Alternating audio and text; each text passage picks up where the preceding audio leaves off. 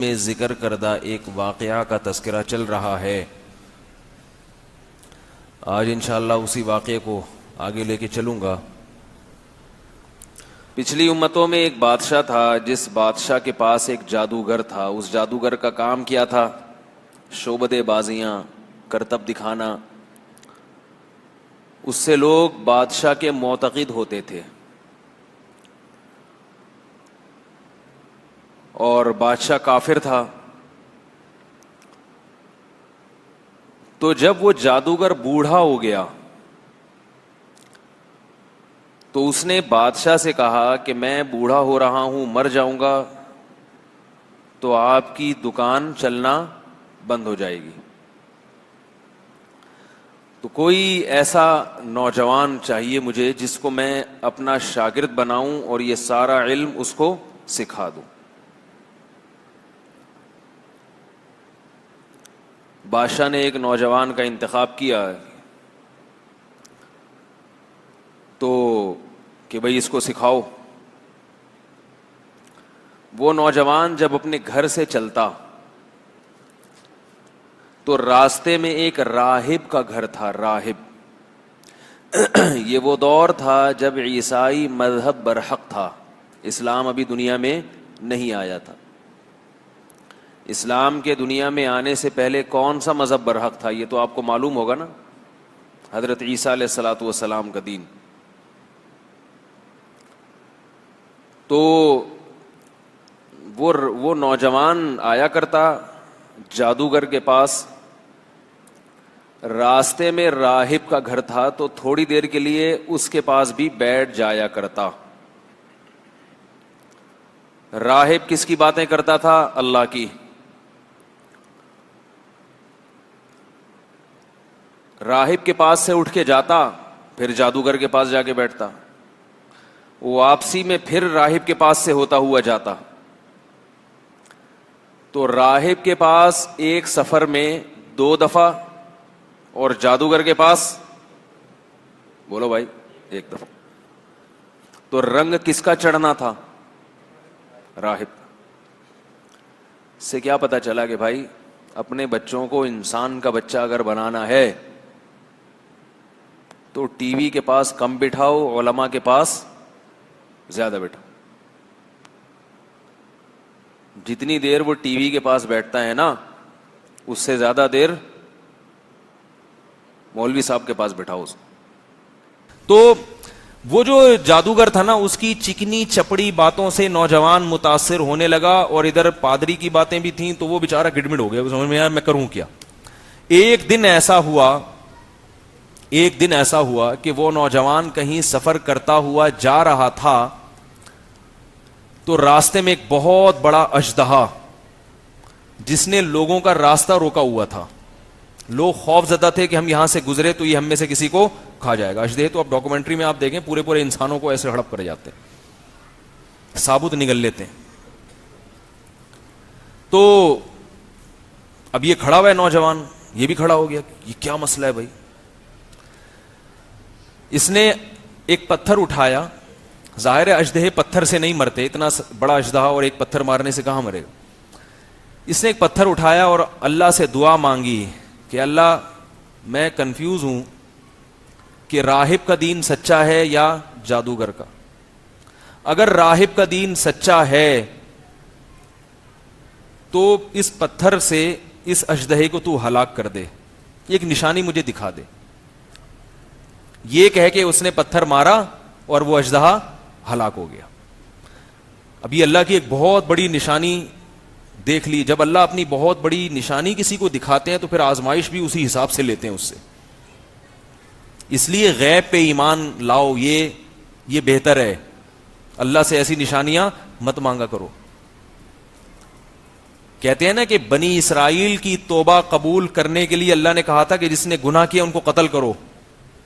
جن سے گناہ ہوا وہ اپنے آپ کو قتل کے لیے پیش کریں گے تو توبہ قبول ہوگی، ورنہ نہیں۔ جبکہ امت مسلمہ کے بارے میں کیا قانون ہے کہ جتنا بڑے سے بڑا گناہ ہو جائے چپکے سے جا کے اللہ کے سامنے 2 آنسو بہاؤ، معافی مانگو تو بس معاف کر دیں گے ہم۔ بنی اسرائیل کے ساتھ ایسا معاملہ اس لیے ہوا کہ انہوں نے کہا تھا کہ اے موسیٰ ہم اس وقت تک اللہ پر ایمان نہیں لائیں گے حتی نر اللہ جہرتن، ہم اس وقت تک اس کتاب کو اللہ کی کتاب نہیں مانیں گے جب تک ہم اللہ کو اپنی آنکھوں سے نہ دیکھ لیں. تو جیسے ان کا اللہ پر ایمان کا معیار بہت اونچا تھا تو ان کی توبہ کی قبولیت کے لیے اللہ کا معیار بھی بہت اونچا تھا کہ تم بغیر دیکھے نہیں مانتے تو ہم بھی تمہارے اخلاص کا امتحان لیں گے کہ اگر تم توبہ میں مخلص ہو تو اپنے آپ کو قتل کے لیے پیش کرو تو ہم مان جائیں گے دل سے توبہ کر رہے ہو. اس امت میں صحابہ کرام نے نبی سے کبھی یہ مطالبہ نہیں کیا کہ اے نبی ہم اس قرآن پر ایمان اس وقت لائیں گے جب ہم دیکھیں گے اپنی آنکھوں سے کہ آسمان سے قرآن اتر رہا ہے یا ہم اللہ کو اپنی آنکھوں سے دیکھیں. جو کہا غیب پر ایمان لے آئے اور ہم بھی غیب پر ایمان لائے ہیں. تو اللہ نے کہا کہ جب تم غیب پر ایمان رکھتے ہو تو تمہاری توبہ بھی غیب کے پردوں سے ہی قبول ہے. اس کے لیے دلیل نہیں چاہیے مجھے بس. تو اس لیے نشانیوں کا مطالبہ نہ کیا کرو. جب کوئی نشانی دیکھ کے ایمان لاتا ہے تو اس کی آزمائش بہت سخت ہوتی ہے پھر. تو اس نوجوان نے جب وہ پتھر مارا ہے تو وہ اژدہا ہلاک ہو گیا. ویسے بھی اس کا گمان یہی تھا کہ راہب کا دین برحق ہے تو یہ اور مضبوط نشانی. اب ہوا یہ کہ اس نوجوان نے کلمہ پڑھ لیا اور اعلان کر دیا اور اللہ کی عبادت میں لگ گیا. جب وہ اللہ کی بہت زیادہ عبادت میں لگا ہے تو اللہ کی قدرت تھی کہ اللہ نے اس کے ہاتھ پہ بعض کرامتوں کا ظہور شروع کر دیا. یعنی اس کے ہاتھ پہ بعض کرامتیں ظاہر ہونا شروع ہو گئیں. نابینا کی آنکھوں پہ ہاتھ پھیرتا تو بینائی واپس لوٹ آتی.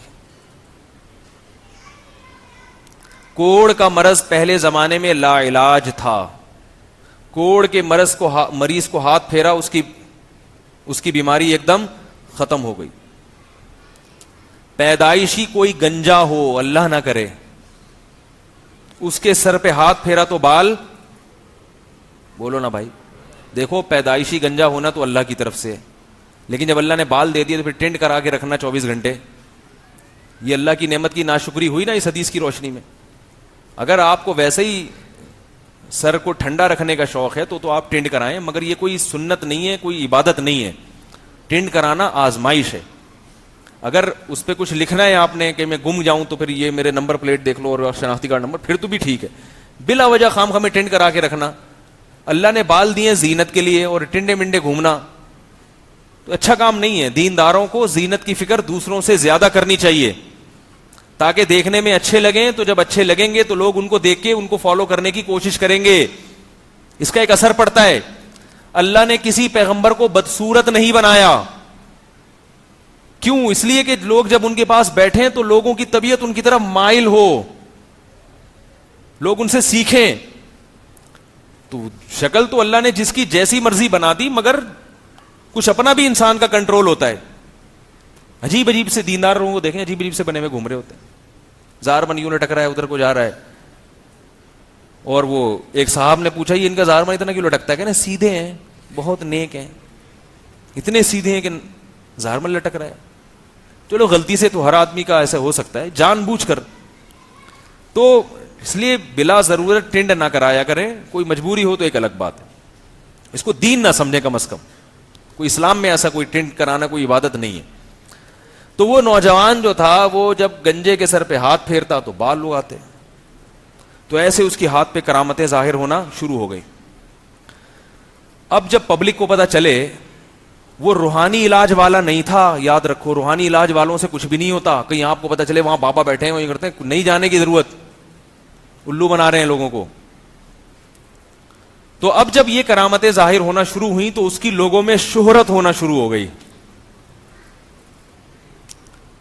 بادشاہ کو جب پتا چلا تو بادشاہ بڑا خوش ہوا کہ بھائی ایسا جادو سیکھا ہے کہ اپنے استاذ کو بھی پیچھے چھوڑ دیا اس نے. اس کا تو استاذ بھی یہ کام نہیں کرتا تھا، یہ اپنے استاذ سے بھی 4 ہاتھ آگے نکل گیا. واہ بھائی واہ، اب آئے گا مزہ. بادشاہ نے اس کو بلایا. یہ سب میں جو آپ کو واقعہ سنا رہا ہوں یہ بخاری مسلم کی روایات ہیں، ایسے نہیں کہ کہیں بھی اخبار میں پڑھا نوائے وقت میں مضمون آیا ہوا تھا وہ آپ کے سامنے پیش کر دیا. تو بادشاہ کو جب پتا چلا کہ بھائی یہ اتنا بڑا جادوگر بن گیا ہے، بادشاہ نے اس کو بلایا اور کہا کہ ہم نے سنا ہے کہ تم تو اپنے استاد سے بھی 4 ہاتھ آگے نکل گئے. اور ایسے ایسے اور ویسے ویسے. تو اس نے کہا یہ جادو وادو نہیں ہے, یہ جو نابینا کی آنکھوں پہ ہاتھ پھیرتا ہوں تو بینائی میں لاتا ہی نہیں ہوں, بینائی کون دیتا ہے؟ اللہ دیتا ہے. یہ سارے کام اللہ کر رہا ہے, میں کچھ بھی نہیں کر رہا. بس اللہ کی ایک رحمت ہے کہ ہاتھ میرا استعمال ہوتا ہے, کام کون کرتا ہے؟ اللہ. ورنہ مجھے یہ اختیار نہیں ہے کہ میں کسی کی بینائی لوٹا دوں. بادشاہ نے لگائے چترول, ٹھیک ہے نا. پہلے تو بادشاہ نے کہا تو یہ بتا کہ تجھے یہ اللہ اور کلمہ اور یہ اسلام اور یہ عیسائیت یہ سکھایا کس نے؟ اچھا, راہب نے کہا, اس نوجوان کو کہا تھا کہ اگر تم کبھی پکڑے جاؤ تو میرا نہیں بتانا کہ میں نے تمہیں کلمہ پڑھایا یا یہ دین سکھایا ہے, ورنہ بادشاہ مجھے نہیں چھوڑے گا. تو نوجوان نے نہیں بتایا, لیکن نوجوان کو اتنا ٹارچر کیا گیا کہ وہ بیچارہ بتانے پر مجبور ہو گیا. بہت زیادہ جب جسمانی اذیت دی جاتی ہے نا پھر ناممکن ہو جاتا ہے. وہ بھی انسان تھا بہرحال. تو بادشاہ نے راہب کو پکڑ کے بلایا اور اس کی گردن اڑا دی, شہید ہو گیا. کتنا مبارک راہب ہوگا جس کا حدیث میں تذکرہ آ رہا ہے. تو اور اس کو کیا کیا گیا کہ اس کو بادشاہ نے کہا کہ لوگوں سے کہا اپنے درباریوں سے کہ اس کو لے کے جاؤ پہاڑ پہ اور نیچے کھائی دکھاؤ, اس کو ڈراؤ, ٹھیک ہے نا, اور اس سے کہو کہ یہ عیسائیت چھوڑ دے, نہیں چھوڑتا تو ہم تمہیں یہاں سے گرا کے ہلاک کر دیں گے. تو اس کو لے گئے, اس نے کہا ہلاک کر دو, میں تو عیسائیت نہیں چھوڑنے والا. تو اللہ کی قدرت کیا ہوئی ہے کہ وہ پہاڑ پہ ایسا کچھ زلزلہ آیا, وہ سارے مر گئے اور یہ بچ گیا, اکیلا واپس آ گیا. تو بادشاہ نے پھر لوگوں کو کہا کہ اس کو سمندر میں لے جاؤ. اچھا, اب یہ خبریں لوگوں میں مشہور ہونا شروع کی, ایک نوجوان ہے بھائی وہ اس طرح کا ہے, کیونکہ اللہ تعالیٰ پہ مشہور کر رہے ہیں نا تاکہ اس سے کام لینا ہے اللہ تعالیٰ نے. تو اس کی خبر کہ بھئی یہ تو آنکھوں پہ ہاتھ لگائے تو بینائی واپس لوٹ آتی ہے. تو یہ سب کو یہی کہتا بھئی میں یہ نہیں کر رہا, یہ اللہ پر ایمان لے کر آؤ, یہ میں نہیں کر رہا, یہ اللہ کر رہا ہے, تو اللہ کی قدرت پر ایمان لے کر آؤ. تو اب اس کے یہ واقعہ بھی مشہور ہونے شروع ہو گئے, بھئی پہاڑ سے گرایا نہیں مر رہا.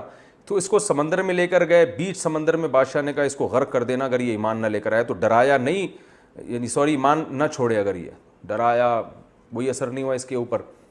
تو وہ کشتی الٹ گئی, سارے مر گئے, اس کو اللہ نے بچا لیا, یہ پھر واپس لوٹ آیا. کشتی الٹ گئی یا کیا ہوا مجھے پوری تفصیل جتنی حدیث میں ملتی ہے بس یہ کہ وہ غرق ہو گئی, یہ بچ گیا.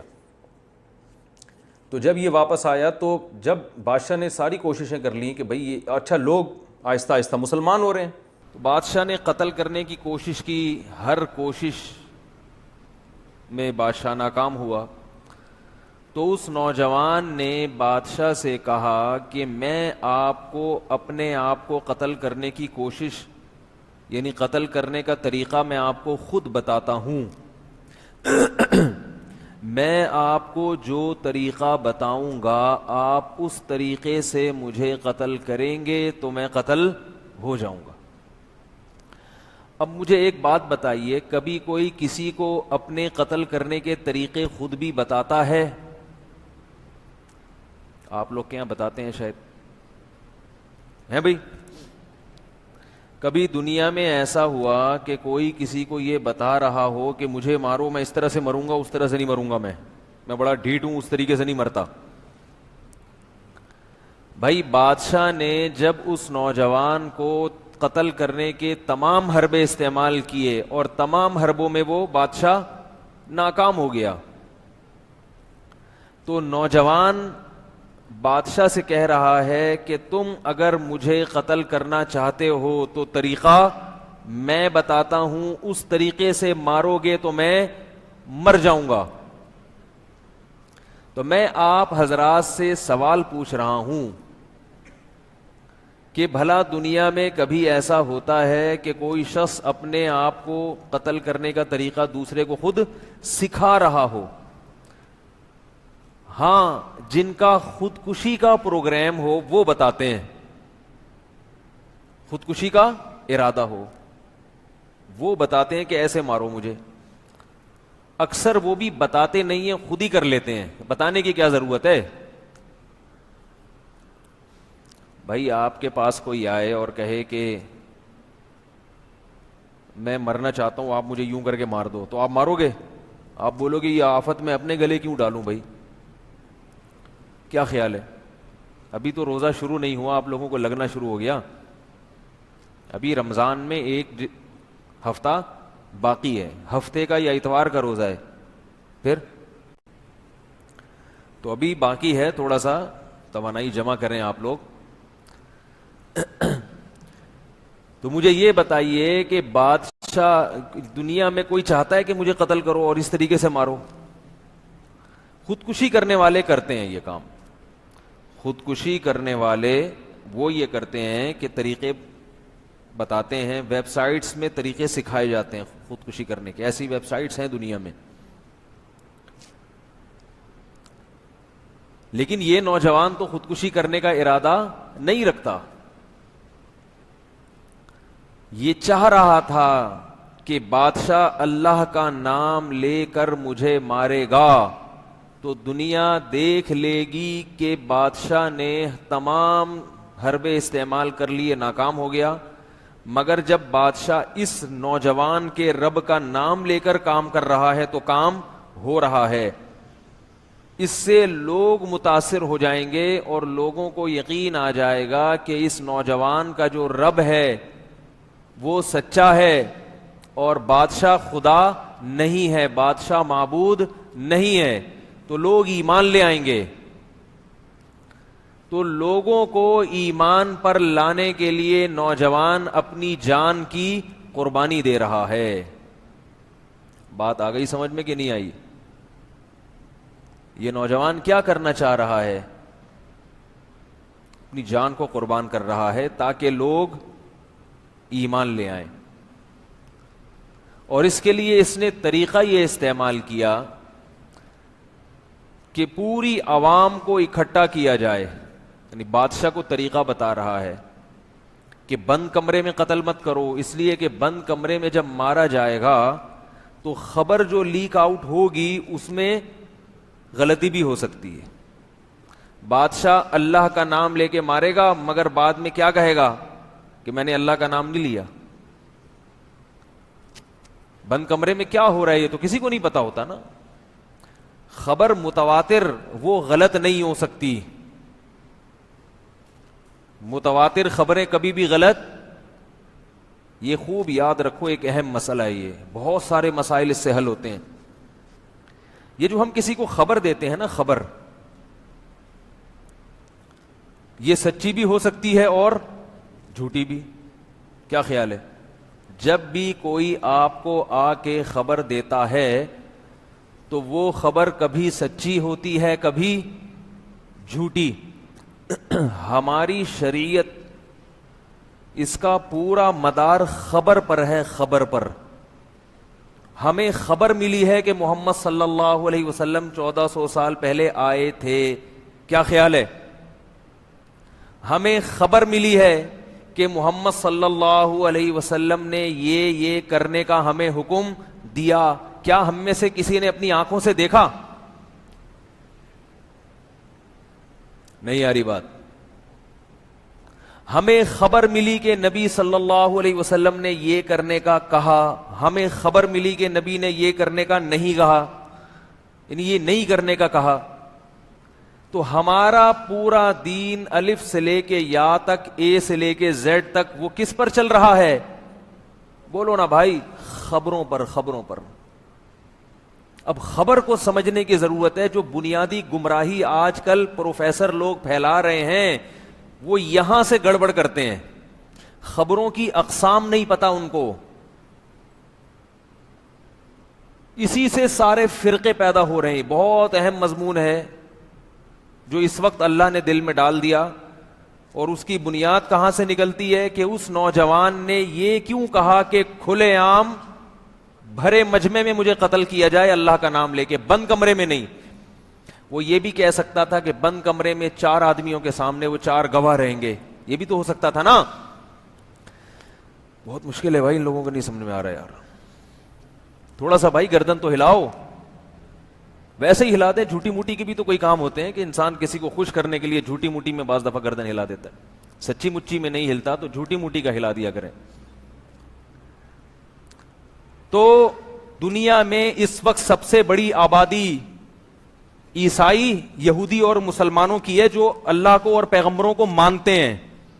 اتنی بڑی آبادی اگر جھوٹے نبیوں کو مانتی ہوئی آئی ہے اگر، تو یہ بات کھوپڑی میں آنے والی نہیں ہے. کھوپڑی نہیں مانتی اس بات. یہ تمام لوگ پیغمبروں کے سلسلے کو مانتے ہیں اور دنیا کی بہت بڑی آبادی ہے. یہ صرف عیسائیوں اور مسلمانوں کو ملا دیا جائے اگر، تو یہ جو ایتھیسٹ کہتے ہیں کوئی پیغمبر نہیں آیا اور کوئی پیغمبر، تو یہ کیسے لاکھوں لوگوں تک کیسے ان کی تعلیمات پہنچی ہیں اور کسی نہ کسی درجے میں یہ پیغمبروں کی تعلیمات کو باقاعدہ فالو کر رہے ہیں. اس کا مطلب ہوا کہ موسیٰ نام کے کوئی پیغمبر بھی دنیا میں آئے تھے، عیسیٰ نام کے کوئی پیغمبر بھی دنیا میں آئے تھے، محمد صلی اللہ علیہ وسلم کے نام کے کوئی پیغمبر بھی دنیا میں آئے تھے. اور ان تمام پیغمبروں کی تعلیمات کو اگر آپ غور کرتے ہیں تو وہ ساری اچھی تعلیمات ہیں. اچھی، کوئی بھی ایسی تعلیم نہیں ہے جو غلط ہو، بالکل 100% غلط ہو. تو یہ ممکن نہیں ہے کہ جھوٹا نبی دنیا میں آئے اور لوگوں کو اچھی چیزوں کو پہ ڈال کے چلا جائے. ایک صاحب مجھے لاہور میں ملے کچھ دن پہلے، وہ کہہ رہے ہیں کہ یہ جو معاذ اللہ نبی صلی اللہ علیہ وسلم تھے نا، یہ معاذ اللہ نقل کفر جادوگر تھے، انہوں نے جادو کے زور سے پوری دنیا کو یوں کیا ہے. میں نے کہا کسی جادوگر کی تعلیمات میں جمعے کی نماز آئے گی؟ رمضان کا روزہ آئے گا؟ ماں باپ کے ساتھ حسن سلوک آئے گا؟ ساری دنیا میں مسلمان جمعے کی نماز پڑھتے ہیں، کیوں؟ کس نے حکم دیا؟ یہ محمد صلی اللہ علیہ وسلم نے. کیا عقل مانتی ہے کہ یہ ساری دنیا کے مسلمان ایک جادوگر کو فالو کر کے جمعے کی نماز پڑھ رہے ہیں؟ یہ پاگل ہیں کیا؟ یہ کسی جادوگر کو ایسے فالو کیا جاتا ہے کہ ساری دنیا کے لوگ اکٹھے ہو جائیں، اس کے کہنے پر رمضان کے 1 مہینے کے روزے رکھ لیں، شام کو تراویح پڑھ لیں، تلاوت کر لیں، بوڑھے ماں باپ کو گھر میں رکھ کے ان کی خدمت کریں. دنیا میں کوئی ایک جادوگر دکھاؤ جس کو فالو کرنے والوں نے اتنی خوبصورت زندگی گزاری ہو، کوئی ایک دکھا دو بھائی. نہیں یار، یہ آپ کی سمجھ میں نہیں آئے گی، ایتھیسٹ کی سمجھ میں کہاں سے آئے گی بھائی؟ نماز پڑھ لیا کریں، روزے رکھ لیا کریں، اتنا کافی ہے. پریشان ہونے کی چندہ ضرورت نہیں ہے. تو خیر اس پر ہم روشنی ڈالیں گے انشاءاللہ اگلے بیان میں کہ یہ میں کیا کہنا چاہ رہا ہوں. ابھی تو میں نے ساشا پیش کیا ہے آپ کے سامنے، پیکنگ فل بعد میں آئے گی.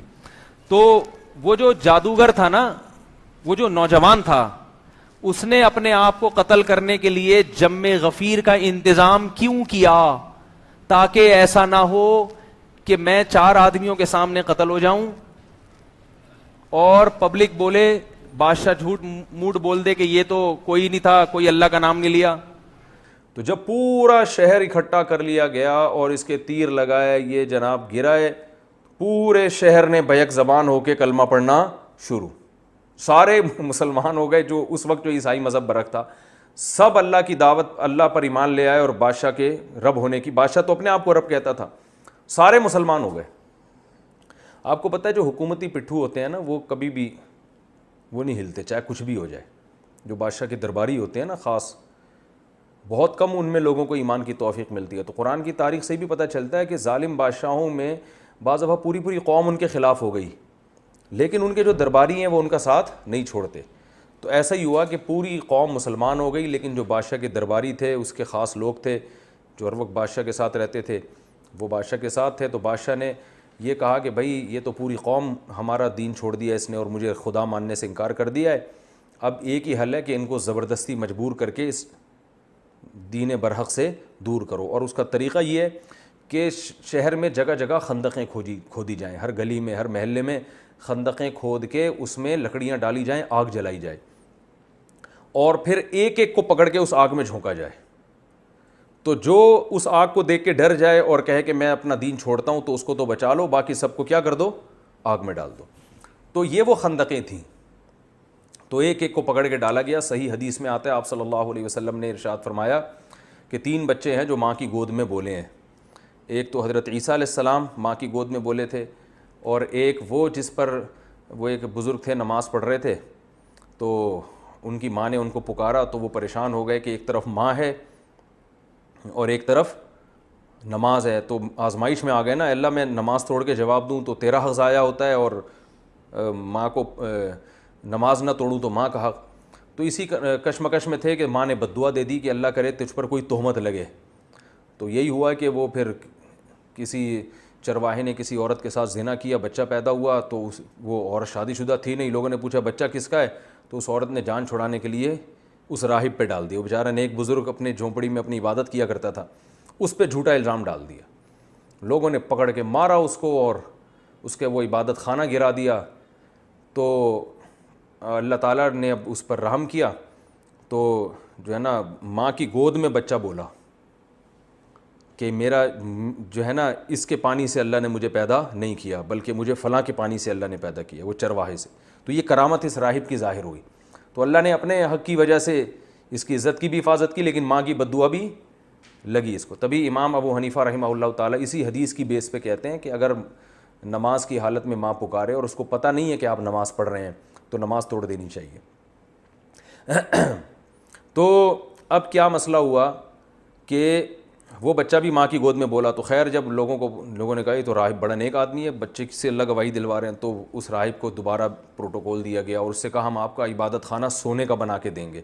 اس نے کہا نہیں بھائی وہ مٹی کا گھروندہ ہی بنا دو میرے لیے, جب عبادت ہی کرنی ہے تو سونے کے محل کا کیا کرنا. تو یہ ایک بچہ ماں کی گود میں بولا, ایک عیسیٰ علیہ السلام, اور ایک تیسرا ایک اس واقعے میں. تو نبی صلی اللہ علیہ وسلم نے فرمایا کہ جب سب کو لا کے آگ میں ڈالا جا رہا تھا, نہیں وہ اتنا دودھ پیتا بچہ نہیں تھا جو یوسف علیہ السلام کی گواہی جس نے دی تھی نا, واسع خان, تو وہ آپ جتنا کم از کم ہوگا. تو یہ جو تھا حدیث میں آتا ہے کہ ایک عورت کو لایا گیا, اس کی گود میں جو ہے نا دودھ پیتا بچہ تھا. اب اس عورت کو اپنے بچے کا خیال آ رہا تھا یہ بچہ کیسے آگ میں جلے گا نا. وہ بیچاری, باقی لوگ تو گر رہے تھے, ایمان اتنا مضبوط تھا ان لوگوں کا, اس بچے نے قربانی ایسی دی تھی نوجوان نے کہ وہ آگ میں گرنے کے لیے تیار. تو وہ بچہ, ماں جو ہے نا ہچکچا رہی تھی کہ ایک طرف کفر ہے کہ میں اللہ کا انکار کر دوں, اور ایک طرف یہ آگ ہے, اور پھر بچے پہ ترس آ رہا تھا اس کو کہ بچے کو کیسے میں ڈالوں. تو نبی صلی اللہ علیہ وسلم نے ارشاد فرمایا کہ اللہ نے اس بچے کو قوت گویائی عطا فرمائی. تو جب کوئی اللہ کے لیے اتنی قربانیاں دیتا ہے نا تو اللہ کی بھی مدد ہوتی ہے. تو اس بچے نے ماں کی گود میں بولا کہ اے ماں یہ آگ کا ایندھن نہیں ہے, یہ جنت کا باغ ہے, اس میں کود جا. تو نبی صلی اللہ علیہ وسلم, یعنی یہ دیکھنے میں آگ لگ رہی ہے, حقیقت میں یہ آگ نہیں ہے, یہ باغ ہے, اللہ نے جو ہے نا آزمائش کے لیے اس کو رکھا ہے. تو وہ ماں جو ہے نا اپنے سینے سے لگا کے اس میں کود گئی. تو خیر وہ اس بادشاہ نے, کمبخت نے ان سب کو قتل کر دیا. تو وہ غالب آ گیا بادشاہ, وہ ہلاک ہو گئے. تو اب چونکہ ظاہری لحاظ سے بادشاہ کو کامیابی مل گئی تھی اور وہ ایمان والے سارے قتل ہو گئے, جو کفر میں تھے وہ تو بادشاہ کے ساتھ ہو گئے, تو اب ظاہری لحاظ سے تو وہ کامیاب ہو گئے نا. تو قرآن میں اللہ نے صدیوں بعد ان کا واقعہ نازل فرمایا, اور اللہ نے فرمایا کہ میں اپنے نبی کو یہ اطلاع دے رہا ہوں کہ دیکھنے میں کامیاب بادشاہ ہوا لیکن حقیقت میں کامیاب نہیں ہوا, اس لیے کہ وہ تو باغات میں چلے گئے, اور جو بادشاہ جس نے خندقیں کھدوائی تھیں نا, اور اس کے جو فوجی لوگوں کو پکڑ کے خندقوں میں ڈال رہے تھے, وہ اصل میں آگ میں ہیں. تو آگ کے مستحق یہ لوگ ہوئے ہیں, وہ نہیں ہوئے. اور یہ خبر ہمیں قرآن مجید نے اور نبی صلی اللہ علیہ وسلم نے ہمیں ان کا یہ واقعہ بیان کیا. تو اس سے ہمیں کیا سبق ملتا ہے, یہ بھی ایک, وہ اسباق تو ملیں گے وہ تو میں انشاءاللہ آئندہ بیان کروں گا. ایک سبق ہمیں یہ بھی ملتا ہے کہ خبر متواتر کا انکار ممکن نہیں ہوتا. نوجوان نے جم غفیر اس لیے بلایا تاکہ کوئی بعد میں انکار نہ کر سکے. وہ جماعت المسلمین کو جانتا تھا شاید کہ پیدا ہوں گے ہی بعد میں مکر جائیں گے, بولیں گے یہ بھی نہیں, یہ بھی نہیں, ایسا بھی نہیں, ویسا بھی نہیں. تو اس نے پہلے سے انتظام کیا بھائی کہ متواتر خبر کا انکار ممکن نہیں ہوتا.